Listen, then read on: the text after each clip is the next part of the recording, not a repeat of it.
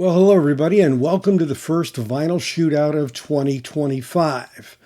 This is a special one to me because it's an album that I think is one of the best debut albums that has ever come out in rock and roll.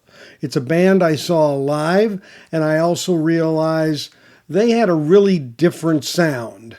I'm talking about Boston's debut album called Boston. Now, this album came out in 1976, and we're going to be looking at quite a few versions of it to compare which one is the best. That's coming up next on the Safe and Sound Texas Audio Excursion.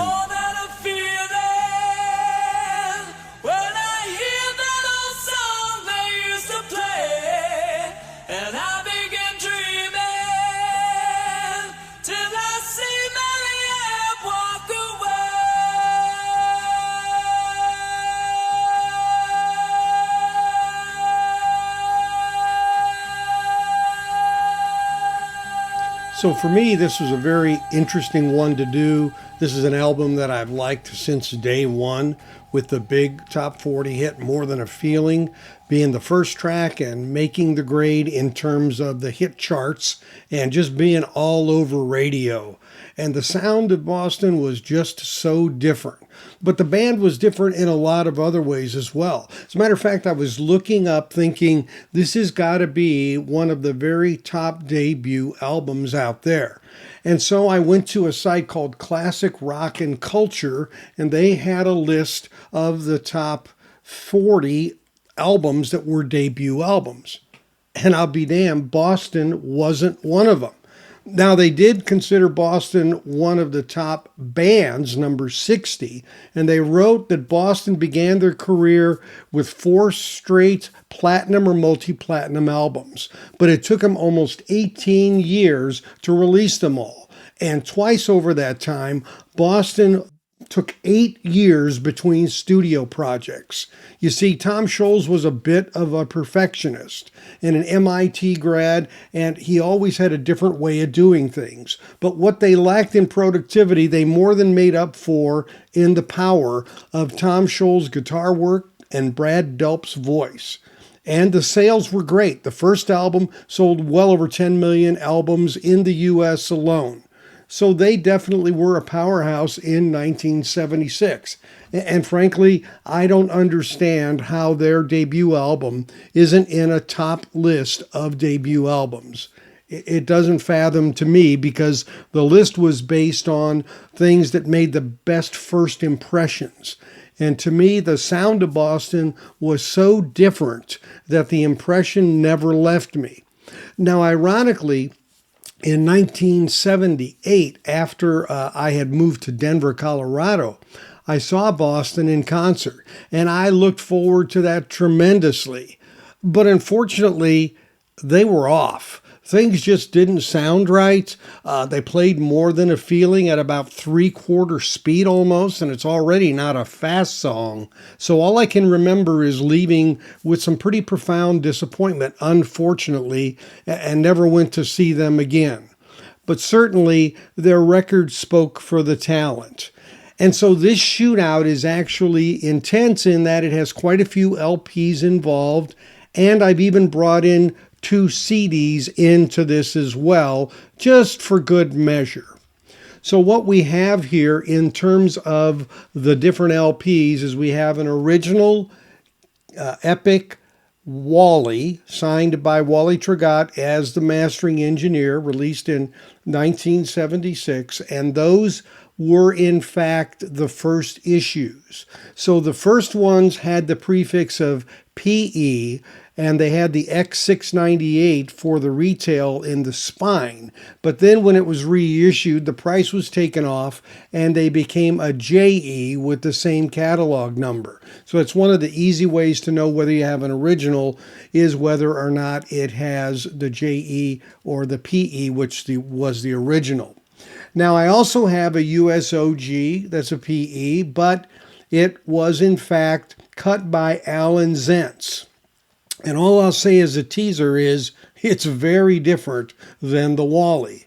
I also have a Japanese issue from 1976.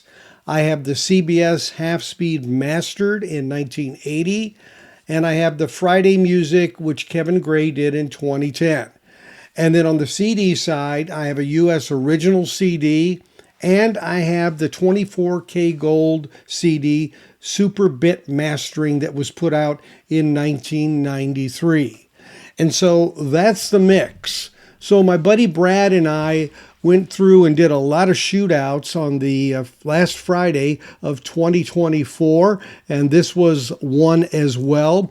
Now, Brad wasn't in on the CD ones because I did those afterwards, but his input certainly is on all the LP shootouts that we did. And so we found some very interesting distinctions. You know, when you do these, you start to A-B, and you start to get the ones that are decent, and once in a while you'll get a stinker, and you'll kind of throw that one out and kind of go, that's not making the grade. And so for the stinker award, we're going to give that to the Japanese because it was awful. To call it anything other than awful would be a disservice. So this just was a mess from every aspect. The bass was bloated in a flat sense, not loud, but it just, everything seemed off here. The top end was just odd. I mean, I don't know what it was exactly, but I've never had to score something quite as low as this one. And yeah, it had quiet vinyl, of course, but boy, this one just didn't make the grade at all. And the other one that really was a bit problematic was the US Allen Zents. Now, Wally mastered these, but then they went on some of these, they were cut by Allen. And it is a totally different situation, especially as it relates to the high end. The high end was excessive. And to the point of you couldn't listen to it. You didn't want to listen to it. Yeah, the Japanese you didn't want to listen to because generally it sounded bad all over the place, whereas the Allen Zent really had the problem on the high end. And so you'll see when I get to the ratings on that, how I've even said the treble was excessive, where it almost hurt. So I don't know what happened there. But that one kind of got thrown out with the Japanese reissue. So we were left with the OG Wally, we were left with the CBS Half Speed, and the Friday Music Kevin Gray, which was done as well. And in that, we found that basically, and we'll show you the rankings here in a second, the CBS Half Speed fared best overall. Now, I want to make a note. I don't have the MoFi, and I don't have access to one right now. So if you know of anybody or you yourself have the MoFi of this, get in touch with me. I would love to get a copy of it to compare to our winner and see what it sounds like. I've heard good things about it, no pun intended, and I think that would be only a good way to complete this. Unfortunately, I wasn't able to get my hands on one. So if you can hook me up with a copy of that to do this shootout and complete the full group or any other press you think is notable, let me know. I'm at david@safeandsoundtexas.com, fully spelled out with Safe and Sound Texas with the word "and" in there. So what we got down to, as I said, was the Kevin Gray, the CBS Half Speed, and the Wally. And they all had characteristics that I think would be close in some ways, and there were bigger gaps in some ways. And the other thing is, this album is extremely aggressive. It's an aggressive sound. And so there's some rawness there. And if you like that and you want to really turn it up, certain versions might not be as palatable to your listening as others. And so I'm going to go into the nuance of that a bit, because it does in fact affect which might be best for you, because there are some fairly decent distinctions to be drawn between them. The nature of audio comparisons is that the results presented in this video are fully subjective. They are based on my equipment in my listening room using my hearing capability. Therefore, your results may be different. My effort here is to provide you the relative difference of audio characteristics across various pressings. So you see the list of entries we had into this Boston self-titled shootout. Most of them are LPs. All the first 5 listed there are LPs. And then I brought in a couple of CDs actually to compare as well. And you can see a variety of years with the originals or OGs being 1976, and then the half speed following that in 1980. And the 24 karat gold US CD, which is a super bit mapping that was done in 1993 as a special edition CD, was the next one. And then the final one that we put in here was the Friday Music by Kevin Gray in 2010. Again, didn't have a copy of the MoFi of this Boston self-titled. Again, if anybody out there has access to one or owns one and would like to make it available for me to shoot out, you can contact me at david@safeandsoundtexas.com and see if we could work something out. But taking the ones that we have, let's go through it. As always, the first category is quietness of the vinyl. And you'll see here the 2 OGs that were on Epic.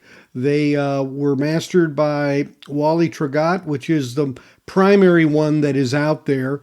There were a few of them released with Alan Zent mastering. The vinyl, though, is just as quiet as an 8 on that one as well. The original Japan with the white obi strip was a little bit quieter, getting a 9. The half speed, a tad quieter than that with a 9.5, as well as the Kevin Gray Friday Music being about a 9.5. And of course, we don't have those ratings for CDs. Well, now getting into the meat and potatoes of it and talking a bit about the construct of sound here, we get into the bottom end or bass. And the Wally was very profound in that way, very strong. It got a 9.25, whereas the Alan Zent was weaker there. It was a little muddier, definitely not as well defined. The Japanese version was just a mess. I mean, not giving any scores out of school here, but this thing just tanked pretty much across the board. So it's really not even something to talk about, except for the fact that it just didn't represent anything in the Japanese venue that I normally would see. Normally the bass is a little lighter and the treble a little higher, but this one broke all those norms and was really just out of sorts. The CBS Half Speed Master, the bass was good on it. It was representative and solid. It was a tad lighter than the US Wally and a little lighter than the Friday Music by Kevin Gray, which had a nice, decent bass emphasis on it. The 2 CDs were just a bit lower in their bass levels, 8.5 for the original CD and 8.75, a tad more profound in the SBM or single bit mapping version of the CD as well. So we see there the Kevin Gray and the Wally pretty much tied there under bass. Under mid-range, a similar good rating for the Wally and a little better in the mid-area for Alan Zent, but not enough to do a whole lot to its overall score. And then again, the Japanese was a 4 across the board, so we're just going to let that one go. The half speed was a tad better with the voices and the mid-range there, jumping to a 9.5. The Friday Music again at 9.25. And the 2 CDs both ranged just below that, again an 8.5 and an 8.75 as it related to the mid-range. Now the treble is where we get into a little bit of a distinction here to make, and that is, the Wally gets a 9. It was a solid amount of treble. The Alan Zent gets a weird rating. It's a 12. Well, you're going to say 12, that means it was better than a 10. Well, no, it was worse. It started going the other way. This number is actually one that when it gets over 10 will start reducing your overall average because it's over the top. It's too bright. It's annoyingly bright on this one. And so for that reason, I couldn't recommend this pressing whatsoever. Totally different than the Wally. Again, the Japanese, again, a 4 across the board. The CBS half speed was strong here. Good definition, 9.5. Good gritty top end, which, this album, we'll talk about this, is a bit raw and gritty. And depending how you like your sound of a record, that's going to influence which of these you really like. The Friday Music, Kevin Gray, was a 9.25. Not quite as gritty as the half speed, but a tad grittier than the OG. And the original CD was a 9, and then 9.5, the highest there in the usable, listenable treble, good treble, was that SBM 24K Gold CD. It had just a bit more there, and it was equal to the half speed, but in a different way, kind of that little bit digital sound of a higher end, a little more, I'll say raspy, a little more of a sound that didn't quite have the smoothness of the top end, but it was profound, definitely there. So that was a strong characteristic on that one. When it came to imaging, things were pretty much on par across the board. The imaging was fair on the Zent, and the Wally was a 9. So Zent got an 8 because some of that treble just really got in the way of even really getting some profound imaging in certain sections. But overall, it was in fact reasonable, but that treble really made that record a lot less listenable. To sit down and listen to more than part of a cut or two, it was a little problematic because of that treble. Again, the Japanese was just really poorly defined in all ways. Half speed was 9.5, had really good imaging. Friday Music did too as well. It was very strong, 9.25. And then the CDs, because of their nature, they, had a tad of compression in them, and the imaging wasn't drawn out quite as distinctly. They were decent, but a little less of that than we had even with the Wally. So just kind of something that can happen with CDs sometimes, I think, with the way they sound in general. And then finally on the voices, the Wally pulled a 9 and the Zent an 8. The Japanese, again, a 4, not worth talking about. Half speed was really good at that. The voices were really strong and profound there, whereas the Friday Music, they were strong, but they kind of had a little bit of a softness to them. They kind of really weren't quite out at you as strongly. And I think there was a tendency to maybe roll a little bit of that with Kevin's work there. And what I'm going to say here is, to your ears, that may be very pleasant. It may be, if you don't like that raw sound of it, I would tell you probably would like the Kevin Gray the most out of this group, actually. If it just gets to be a bit too much on the top end and the high end of the guitars and, the way this music rocks on this album. So the Friday Music, although you can see in the average you're going to see, it's right there. It's just a little bit different kind of sound. The CDs both got a 9 in the voices. They were well defined and strong without being too abrasive. So when we come to an average, what we see here is overall the Wally gets an 8.9. The Zent gets a 6.6 because that going over 10 and bringing a reduction in there because of that way the algorithm works, put it down to a 6.6, 4.8 on the Japan. If you take out the quiet vinyl, it's a 4. So I wouldn't even consider that one. And I wouldn't consider the Alan Zent either, frankly. The ones you want to get are either the Wally or the CBS half speed that was the winner at 9.4, or the Friday Music at 9.2. The difference between those two is the half speed is a little more gutsy, a little more raw, a little better on the top end, a little more intense, a little more like what I remember hearing when I first heard the record.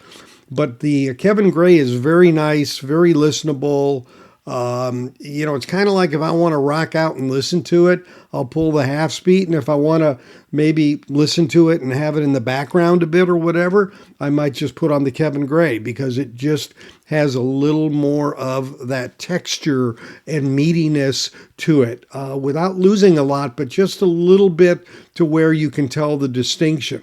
A very pleasing cut, actually. And then the original CD got an 8.7 and the 24 karat gold single bit mapping 8.9. Those are very respectable. Again, the single bit mapping one is bright. So if you like it a little tamer, you probably would want the original CD, which is probably cheaper, of course, and easier to find.